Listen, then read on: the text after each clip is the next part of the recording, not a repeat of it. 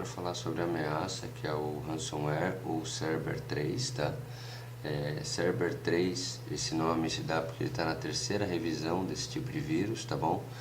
E ele é um vírus bem forte, tá? Na verdade ele foi sendo aprimorado ao passar do tempo, então ele está bem melhor do que as versões anteriores, o que assim acaba sendo ruim para o usuário, porque ele acaba infectando e fazendo tarefas mais destrutivas, tá?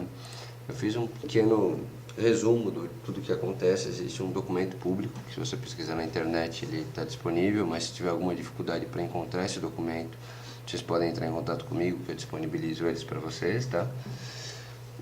Aqui basicamente o que ele faz, o que ele desativa na máquina quando ele infecta. Ele desativa a cópia sombra, ele desativa a restauração do Windows, softwares que fazem escuta de rede, por exemplo, Shariark, entre outros, para poder tentar pegar a criptografia que ele usa. Ele desativa alguns antivírus e ele infecta arquivo host. Eu esqueci de colocar aqui, ó. Infecta arquivo hosts da máquina, tá? Como que é feita a infecção do computador? Normalmente, por um documento bem extenso que eu peguei de uma faculdade, ele vem por um arquivo JPEG contendo um JavaScript malicioso dentro do JPEG, tá? Infecção de JPEG por JavaScript não é uma coisa nova, já é uma coisa já um pouco antiga, tá? Foi descoberta acho que em 2010, se eu não me engano. E a partir daí alguns vírus vêm beneficiando desse recurso, tá? Existem outras formas, mas essa daqui eles acreditam que seja a principal, tá? Pelo menos pelo documento que eu li, eles falam que a maior chance é que por aqui que acontece a infecção, tá?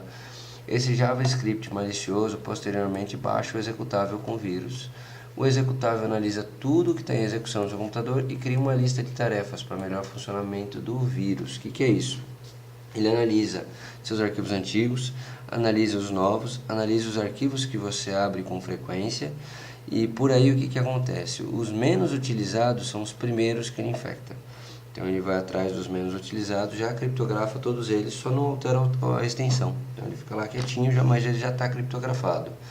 Nesse meio do caminho, ele já desativou cópia sombra, já desativou a restauração do Windows, já desativou o software de escuta, já matou o antivírus, se o antivírus estiver atrapalhando ele, para ele ganhar mais força, tá?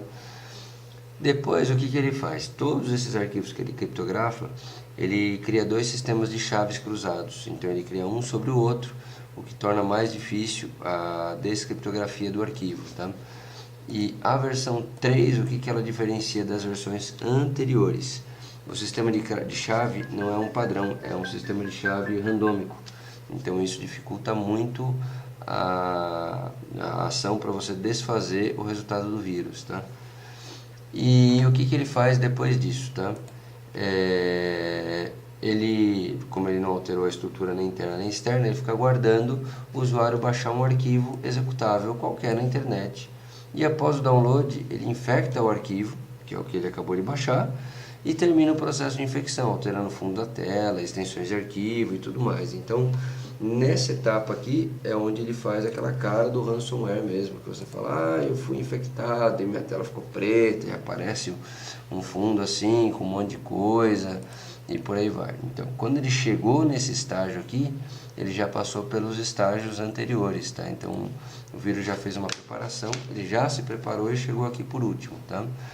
Aí ele cria um HTML, um link no browser para você poder se comunicar com o invasor e fazer um teste de um arquivo para ter certeza que seus arquivos serão devolvidos caso você pague o resgate, tá? Não recomendo que vocês paguem o resgate, a menos que não tenha opção, tá? Porque mesmo você pagando, você não tem garantia de que você vai receber o seu arquivo de volta, tá? Mas em alguns casos esse é a única solução, tá? Mas eu ponho isso daqui como último método, tá? Se possível, salva os seus arquivos mesmo infectados e mantenham eles lá quietinho, porque às vezes alguém consegue fazer uma vacina. Por exemplo, a Trend Micro fez uma vacina que pega as versões anteriores do arquivo.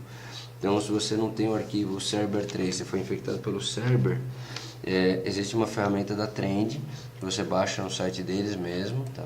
Aqui, ó, Trend Cerber, tá? E aí o que acontece? Você consegue desfazer isso daí, tá? Agora a versão nova não tem resolução ainda, tá? Mas a versão antiga, beleza, essa você já tem descriptografia, tá? Aqui tá falando vírus, tudo mais. Deixa eu ver se eu acho aqui neles onde baixa. Trend. Não é esse site. Bom, eu vou deixar depois no blog aqui no vídeo, no descritivo do vírus, um breve descritivo de como você baixar essa ferramenta da Trend. Não é difícil não, tá? Quando eu achei ela bem fácil. Foi bem tranquilo, entrei no site, rapidinho encontrei, tá? E essa ferramenta ela resolve o seu problema, tá? Das versões anteriores, da versão nova não. Tá aqui, ó, tá vendo? Esses daqui são todos os arquivos de vírus, tá? Que pega, e aqui você baixa o software da própria Trend Micro para poder resolver o problema. Só que a versão 3 não funciona esse software de descriptografia, tá? Beleza? Como se prevenir desse vírus, tá? Primeiro você tem que ativar a cópia sombra. Embora você vai ativar, ele vai desativar, mas se você tiver ela previamente criada, você tem restos anteriores de arquivo. Então, para uma restauração de arquivo, você tem uma chance maior, tá? É uma coisa que muita gente não observa se a cópia sombra está ativa, tá? Eu deixei aqui uma listinha. Ó, esse site explica bonitinho como ativar ela no Windows Server, tá? E aqui é no prompt de comando para você ativar ela. Além do prompt de comando, você tem que ir no services.msc, aqui, ó, vou abrir ele agora, tá? Então, ó, vamos lá. Aqui eu tinha aberto o DiskPart, né? Ó, tá vendo? Abri o DiskPart, ó, fiz exatamente isso daqui, ó. DiskPart list volume, ele listou mais volumes. Eu selecionei o volume, que é o que eu quero criar, tá vendo aqui, ó? E vi os atributos do disco e acertei o atributo do Shadow Copy para ativo. Aí ele ficou, ó, atributo de volume, Shadow Copy sim, tá? Feito isso, o que eu tenho que fazer aqui? Ó? Dá um exit, tá? Eu vou vir aqui e vou vir em services, services.msc. No meu caso aqui já está ativo, tá? Mas caso você não esteja com a parte ativa, quer ver, ó, cópia de volume sombra. Aqui, ó, cópia de sombra de volume, tá vendo? Esse serviço é costumeiro, é normal, ele tá em forma manual. Aí o que acontece? Você passa ele para automático, inicia ele e dá um OK, tá bom? Aqui no caso eu pus automático com atraso, então ele inicia os processos, depois ele inicia ele, tá? Mas já para fazer a segurança do meu disco, tá bom? Fora isso, como você vê o estado dele e tudo mais, tem muita gente falando de Shadow Copy, eu não vou comentar agora, senão o vídeo fica muito extenso, mas eu selecionei esse site aqui que explica bonitinho como funciona o Shadow Copy, como você acessar as versões anteriores e tudo mais, tá? E coloquei ele no descritivo do vídeo, e também tá aqui nesse TXT, ó. Tá aqui, ó, esse site aqui, ó, tá? É exatamente esse daqui. Então ele explica bem como usar o Shadow Copy, tá? Eu espero que vocês façam bom uso dele.